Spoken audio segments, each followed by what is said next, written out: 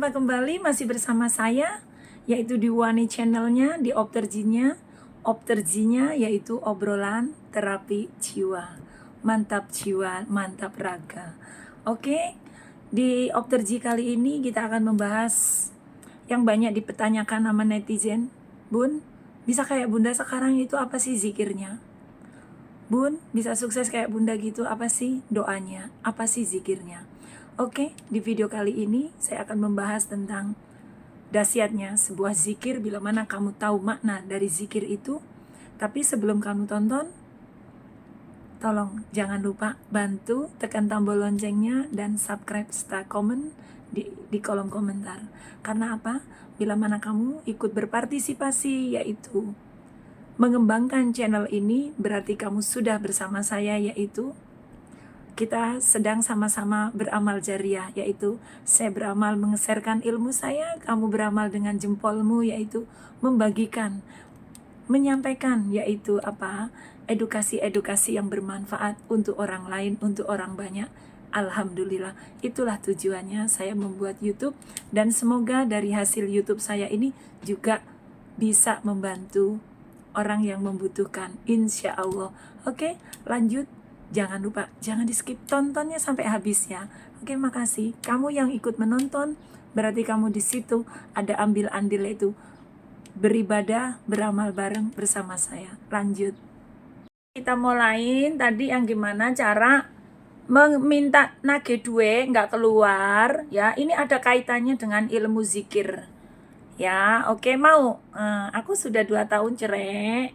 Sakit hati belum sembuh. Ini nanti, sekarang satu-satu dulu ya. Saya akan mengajarkan, mengeserkan ilmu saya. Kan banyak yang tanya, Bun zikirnya apa?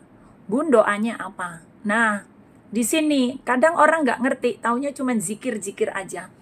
Pertama kali saya mau menjawab tadi pertanyaannya Mbak tadi. Bun, bagaimana kalau duit diutang mantan, cara nagih ngembaliinnya? Yaitu tadi, satu pertama kali yang harus kamu pahamin dulu, harus paham dulu nih, ilmunya duit itu, kenapa duit dari badan kita bisa keluar nih, ya. Ini udah saya udah ngelakonin ini ilmu ini. Kenapa saya dibuat bangkrut? Kenapa saya terlibat utang piutang? Kenapa duit saya juga banyak di orang ditipu? Ini ada ini. Nah, caranya yaitu tadi, kita belajar tahu dulu, belajar pengetahuan dulu. Kalau duit yang sudah ada di tangan, keluar, itu sebenarnya Allah yang ngeluarin. Dengan tujuan apa? Satu, ya kita belajar lagi dulu ya, nanti baru ke zikirnya. Satu, itu cara Allah melepas, ngajarin kita melepas kemelekatan. Yang kedua, kita suruh introspeksi, duit itu dari duit bener apa enggak. Ya, kalau duit dari bener, larinya ditipu orang, itu tadi, duit itu hanya hilang nilainya aja, kertasnya. Tapi energi duit itu nggak pergi jauh dari kamu. Nih ya, ilmu kedua. Kalau duit itu, duit barang nggak bener, lo dapetin, yang tahu diri kamu sendiri ya. Itu Allah punya tujuan, ilmunya yaitu kita sedang disuruh, nggak boleh tuh barang yang nggak bagus ada dalam badan kita. Gitu. Tapi nggak hilang tuh. Lalu kalau duit baik, larinya buat sedekah, itu Allah akan lipat gandakan. Ya, itu udah janji Allah, ada di Al-Quran. Itu udah janji Allah. Dan itu saya lakukan, dan alhamdulillah benar-benar luar biasa berkat dari sedekah. Lalu setelah kamu paham 4 ini, kamu ngelakuin apa? Untuk mengembalikan uangmu yang hilang, yang ditipu orang, yang di tangan orang yang sulit banget ditagihnya. Ritual. Ritual itu apa sih, Bun? Ritual itu yaitu melakukan sebuah permohonan dengan cara apa? Kalau kita Islam, mendirikan sholat, bersujud, berserah. Nah, itu ilmunya pertama, ritual, ya kan? Setelah saat kita melakukan ritual, kita mintanya sama Allah. Ya, mintanya gimana? Ya kalau duit kamu di teman kamu, di orang, di suami kamu, di siapa, itu kamu ngajak ngomong aja sama Allah. Saat sujud terakhir, ajak ngomong Allah. Karena Allah tuh nggak jauh dari kamu. Allah ada dalam diri kita. Kamu bilang aja, ya Allah, apa-apa, ucapin. Nggak usah pakai bahasa Arab, pakai bahasa kita sendiri. Lo orang Jawa ya pakai bahasa Jawa, Allah juga ngerti kok, gitu. Setelah itu kita buat ritual permohonan, selesai sholat, kenapa orang masuk kita ilmu zikir? Nih, oke, lanjut dengerin dulu ya. Ya, masuk. Setelah orang sholat, kenapa banyak orang sholat, selesai sholat, yang melakukan sebuah zikir? Makna yang harus kita pelajarin, ngerti itu apa makna zikir. Lu zikir nggak usah sampai mulut lu ngedoer, sampai itu kalau nggak kuat, karena kita harus cepat-cepat bekerja. Melakukan ikhtiar yang lain, daripada berzikir, duduk setengah hari zikir, biar duitmu balik, enggak. Gitu. Sewajarnya aja, jangan mengganggu aktivitas hidup kamu. Jadi tujuannya kita tuh harus berzikir itu. Dahsyatnya zikir itu yang saya lakukan. Satu, sebenarnya zikir itu untuk melatih hati kita. Latihan. Gitu. Itu penting sekali buat kamu yang punya masalah rumah tangga, utang piutang, hatimu gelisah atau apa. Kita diwajibkan, kenapa ada di dalam Islam itu sehabis sholat kita disuruh berzikir, yaitu suruh melatih hati ini biar apa? Biar tenang, biar nggak panik, ya. Biar tenang, biar nggak panik. Kita berserah. Akibatnya, imbasnya dari berzikir, ada nggak sih orang saat berzikir pasti kepalanya itu berdoa, pasti di dalam kepala kita ini pasti kita memohon sesuatu. Habis berzikir itu pasti. Nah, permohonan di setelah zikir itu saya kasih tahu, ucapkan yang baik-baik. Ucapkan yang baik-baik. Misalnya duitmu diutang orang, ya bilang aja yang baik. Karena sesungguhnya doa itu, ngerti nggak? Itu mengikuti, Allah itu akan mengikuti bagaimana prasangka kita, prasangka pikiran kita. Allah itu akan ngikutin. Kalau doamu begini nih, misalnya duitmu diutang orang ya, terus nggak balik-balik, kamu bilang aja setelah selesai zikir, ya Allah, doain yang utang itu baik. Doain yang utang itu baik. Ya Allah, duitku ada sama si Wulan ya Allah, sama si A ya Allah, gitu. Tolong ya Allah permudahkan rezeki dia supaya dia bisa cepat mengembalikan uangku ya Allah. Udah, ucapan kayak gitu aja. Kamu nggak usah ngomong banyak-banyak, Allah tuh tahu. Jadi kalau di pikiran kita positif, itu akan terjadi. Benar-benar nanti orang itu bisa ngembaliin duit. Kalau orang itu minggat, ngerti nggak? Allah dengan caranya nanti balikin duitmu itu dengan cara Allah, gitu. Ya sama, saya dulu waktu terjebak hutang 2 miliar, saya taunya cuma tanya Mbak Tris, jualan bakwan, jualan bakso, kan impossible itu. Utangnya 2 miliar, udah kebayar 1 miliar, masih 1 M lagi. Tiap hari itu saya cuma jualan makanan pakai motor, pakai gerobak, terus udah gitu bisa ningkat beli mobil gerobak. Mobil gerobak itu lo tahu kan? Gitu. Ningkat itu Mbak Tris tahu, pernah borong baksoku semobil, kata dia tadi kan gitu. Itu aja. Ya doaku kayak gitu. Aku nggak kuat di saat itu. Musibahku itu 2.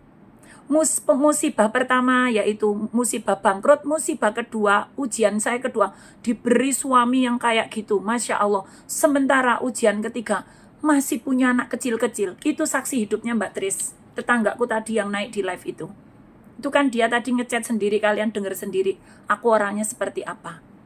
Ya kan? Akhirnya apa? Sudah kita ritual semuanya, udah kita jalanin, udah berserah. Berserah biar Allah dengan caranya itu yang menyelesaikan masalah kita. Kita nggak bisa yang datengin masalah itu ya Allah, ya kita mintanya ya sama Allah. Kenapa Allah datengin masalah ke kita? Supaya apa? Supaya kita ingat. Supaya kita ingat. Coba orang kalau lagi dikasih masalah pasti gini, ya Allah, ya Allah, ya Allah. Coba kalau lagi seneng jarang ngomong ya Allah, ya Allah. Saya pun gitu. Waktu dikasih utang 1 miliar kayak gitu kerjanya nangis, ya Allah, nggak kuat aku, ya Allah, ya Allah. Nah, Allah tahu aku bohong apa enggak, makanya nggak dikasih-kasih lunas. Bertahun-tahun dulu, Uani, tak uji kamu itu Uani, sampai kapan? Tahu Allah. Allah itu sebenarnya cuma nyamar aja, nyamar jadi masalah, gitu. Itu cara Allah membuat kita kuat. Jadi kalau cuma duit diutang orang, aku kasih tahu nggak usah panik. Minta aja sama Allah. Kalau kamu yakin, ini ilmu ritual Gunung Kawi ini. Ini saya pindahin ritual Gunung Kawi ini ya. Ini saya lakuin. Bener-bener saya lakuin. Karena dulu saya bangkrut itu mau pergi ke Gunung Kawi, nggak punya duit saya. Nggak ada duit saya buat ke Indonesia. Akhirnya apa? Ya itu tadi. Saya mendengar ritualnya kan harus mandi. Nah, mandi itu saya ganti pakai untuk mandi bersih. Setelah mandi saya ambil air wudhu. Sama ritualnya. Ya kan? Kita denger-denger kalau misalnya ritual nyupang ke Gunung Kawi itu kan disuruh nanti nyiapin apa itu ruangan yang kosong ya kan, suruh pakai kamar kosong. Sama sebenarnya apa yang diperintahkan ruangan kosong mandi itu sebenarnya buat orang yang cerdas, ngerti nggak? Bisa kamu ritual di kamar kosong yang remang-remang adalah apa artinya sebenarnya? Yaitu kita suruh ngosongkan hati kita, pikiran kita, dalam ketenangan kita suruh minta. Mintanya sama Gusti Allah. Gitu. Jadi kayak gitu. Zikirnya apa? Zikirnya itu ya biasa aja. Tapi kamu harus ngerti. Kamu harus melakukan zikirnya itu ya terus sampai terkabul kayak saya ya terus gitu. Yang nggak mesti pas lagi sholat zikir itu. Lagi jualan sepi ya aku ya zikir. Subhanallah, subhanallah, ya kayak gitu mampunya. Subhanallah, subhanallah, ya Allah, berhenti sebentar, walah Gusti Allah, tolong ya aku Gusti Allah, ya kayak gitu aja, yang santai-santai aja. Akhirnya apa? Ya udah, semuanya ritual itu. Jadi kalau denger ritual di Gunung Kawi itu suruh mandi, kamu lakukan semua perintah dukun Gunung Kawi, juru kunci Gunung Kawi, kamu nyupango sendiri hari ini yang terlibat utang, punya masalah, ritual lo sendiri. Ajarannya apa? Kalau di Gunung Kawi itu yang bikin sukses orang-orang ke Gunung Kawi, kamu pindahin. Cuman bedanya satu, kamu nyembah yang nyiptain jin sama yang nyiptain setan. Itu siapa? Gusti Allah. Nah, ritualnya sama. Kalau di Gunung Kawi ada suruh ritual mandi, ya kamu mandi di rumah. Habis mandi, sucikan diri, ya wudhu. Ya kan? Udah gitu, mereka masuk ke di dalam gua yang sepi banyak nyamuknya, kita nggak perlu kan, kita disuruh nyiapin ruangan yang kamar yang kosong. Kamar yang kosong itu bukan bentuknya kamar, maknanya aslinya apa? Itu sebenarnya kita suruh nyiapin ruangan batin kita yang kosong untuk apa? Untuk Allah masuk, untuk Allah makin dekat. Akhirnya apa? Kita suruh minta permohonan. Mereka bakar dupa, kita apa? Kita nggak perlu bakar dupa. Dupa itu kalau orang Cina ngerti nggak apa yang saya pahami, belajar nanya saya juga dulu di sini. Itu artinya dupa apa? Dupa itu artinya apa? Uapnya itu katanya biar naik ke atas ke langit, diisep sama dewanya. Lah kita nggak usah pakai dupa. Pakai apa? Mandi bersih, wangi, badan kita bersih, kan udah wangi. Lalu apa? Gelar sajadah. Mereka pakai meja, pakai sesajen apa? Kita nggak perlu. Pakai sajadah aja, duduk di atas sajadah, kita jadi dukun. Jadi mediasi itu bisa kita, ilmu ritual Gunung Kawi yang orang menjadi sukses, kita pindahkan menjadi sebuah kecerdasan.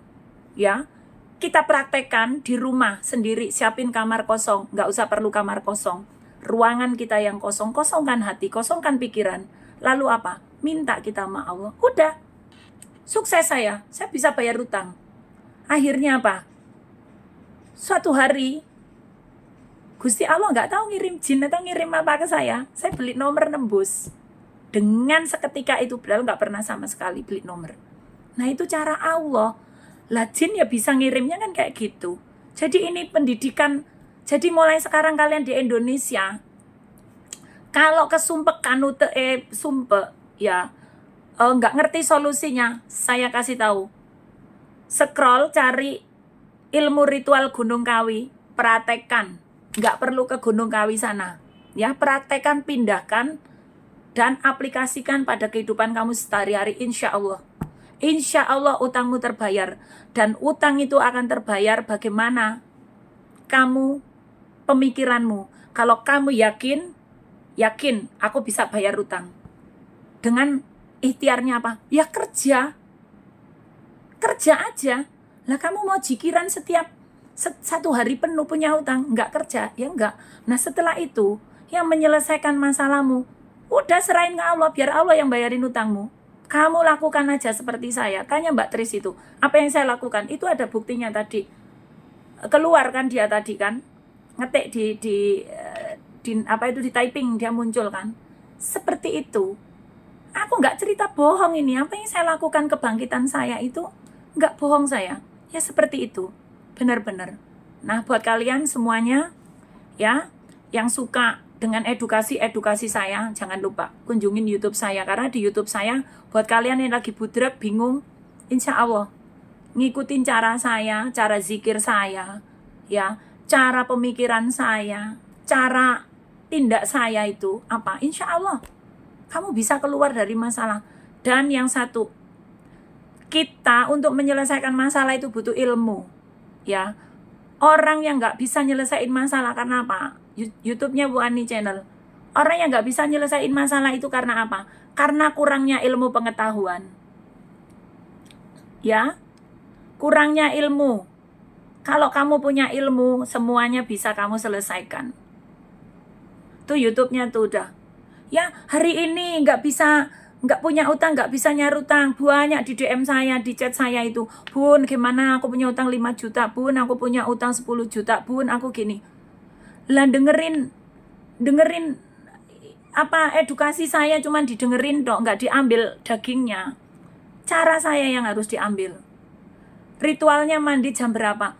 Ya kalau mau sholat biar bersih, mau ngadep Tuhan ya mandi. Lah saya mandi sehari ya 2 kali, ya 3 kali. Itu ritual sama Gusti Allah. Maksud saya ini, ilmu ritual Gunung Kawi itu nggak ada yang salah. Yang salah orang yang goblok yang datang mintanya sama setan, sama iblis. Padahal orang cerdas itu harus mintanya sama si pembuat setan itu. Yang menciptain setan itu siapa? Yang nyiptain iblis itu siapa? Lah itu. Makanya utangku 2 miliar ya dibayar ya, wong aku mintanya sama yang buat jin itu. Kalau aku buat mintanya sama yang buat setan ya dihapusi aku sama setan. Gitu. Ya, oke, edukasi tentang dahsyatnya zikir seperti itu. Jadi kamu tuh mau melakukan apapun, mau zikir, mau apa, zikir itu nggak perlu kamu terlibat utang. Zikir itu saat kamu rumah tangga berantakan pun bisa bengong ya zikiran. Karena apa? Zikir itu adalah sebuah ritual, latihan. Tujuannya zikir apa? Supaya hati kita tenang, supaya nggak panik, supaya membuka pikiran kita. Ya, nanti rezekinya datang. Zikirnya apapun, apa aja. Ya, bisa aja. Subhanallah, subhanallah. Yang gampang-gampang, aku nggak ngaji, nggak pinter ngaji aku. Pinternya yang apa ya udah, gitu. Tapi bukan hanya mengandalkan zikirnya, tapi diaplikasikan pada diri kamu, ya. Zikir itu untuk melatih kesabaran, untuk melatih supaya hati ini tenang. Kalau contohnya kamu punya utang, bingung pikiranmu, ya berzikirlah. Saat zikir itulah datang itu, tenang pikiran. Kan seperti itu, ya. Ritualnya ya wudhu, habis wudhu sholat, habis sholat pun selesai sholat itu yang terakhir, sujud yang terakhir, di situlah Bung ruangan, kosongkan ruanganmu. Jeree penunggu Gunung Kawi siapa itu, dukunnya atau apa namanya, juru kuncinya kan suruh nyiapin kamar. Siapkan kamar itu saat apa? Saat sujud terakhirmu itu kosongkan ruanganmu, kosongkan pikiran hatimu, minta kamu itu di sujudmu, nangis kayak minta, kayak ngeluh, kayak jaluk bayari utangmu sama Gusti Allah, insya Allah. Terus kalau udah kayak gitu apa? Ritual selanjutnya ikhtiari. Ikhtiar itu kerja semampunya, ya, semampumu gitu. Baca Al-Quran ya boleh. Wong Al-Quran itu kalau dibaca dapat pahala, ditinggalkan ya nggak dosa kita itu. Ya, asal jangan diinjek, ya, asal jangan dilecehkan. Al-Quran itu nilai derajatnya sama sama orang tuamu. Tak kasih tahu, Al-Quran itu derajatnya sama sama ibumu, bapakmu. Karena orang tua kita itu adalah wujud Gusti Allah yang nyata itu ya di orang tua kita. Makanya jangan berani-berani sama orang tua, pelit lah. Kalau pingin rezekinya lancar, jangan pelit sama orang tua. Itu pesan saya. Ya. Coba orang-orang yang baik sama orang tuanya, sayang sama orang tuanya, rezekinya lancar ya minta ampun. Itu karena itulah. Yang penting halal lah. Saya tadi tanya Mbak Tris, jualan pakai gerobak, jualan bakso keliling tuh, jualan bakwan keliling itu aku nggak bohong ya. Tadi saksi hidup saya keluar itu ya. Tadi ada 2 orang ya tadi ya. Itu sekian puluh tahun loh, sekian puluh tahun itu udah. Itu orangnya masih di Taiwan, masih jadi saksi hidup saya. Oke, semoga edukasi saya itu bermanfaat. Jangan lupa ya, bantu subscribe, tekan loncengnya ya di YouTube saya, kunjungin YouTube saya.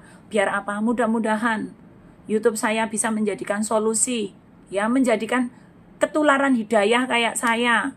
Gitu. Mudah-mudahan sama-sama kita itu. Yuk, di sini tuh tempatnya kita ngaji bareng.